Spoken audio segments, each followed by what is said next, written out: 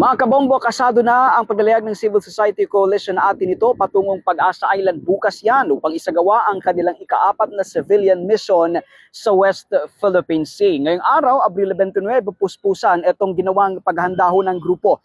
Isinakay na ho itong mga dalang supply para ho sa mga residente ng isla patungo ho sa kanilang pangunahing barko, ang MV Kapitan Felix Oca. Bukod nga sa mga pangunahing pangailangan na ihahatid ho sa mga sibilyan, isinakay na rin ho kanina itong sa naturang barko, itong jet ski. Ayon sa impormasyong inilabas ho ng grupo, gagamitin itong nasabing sakyang pantubig para ho sa isasagawang patriotic jet ski flag ride na gaganapin naman sa mga karagatang nakapaligid sa Pag-asa Island, kung saan layunin nga ng nasabing aktibidad na magsilbing isang mapayapang pag-iitho at pagtindig ng Pilipinas para ho sa ating sovereign rights at territorial integrity.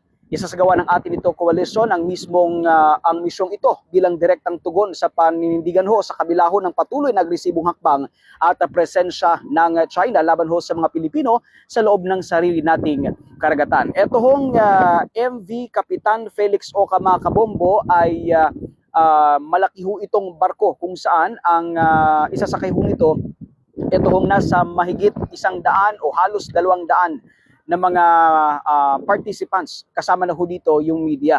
So sa ating pagtatanong, mga kabombo, no, posibleng umabot ko sa 175 to 180 na participants and media ang sasakay ho dito patungo doon sa may bahagi ng Pag-asa Island. Patuloy ho kayo na umantabay sa Bombo Radio Philippines sa ating mga social media accounts para ho sa mga karagdagang update.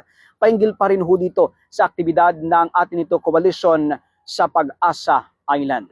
Ito po si Bombo Victor Lentino, nag-uulat para sa #1 and most trusted source of news and information, Basta Radio, Bombo!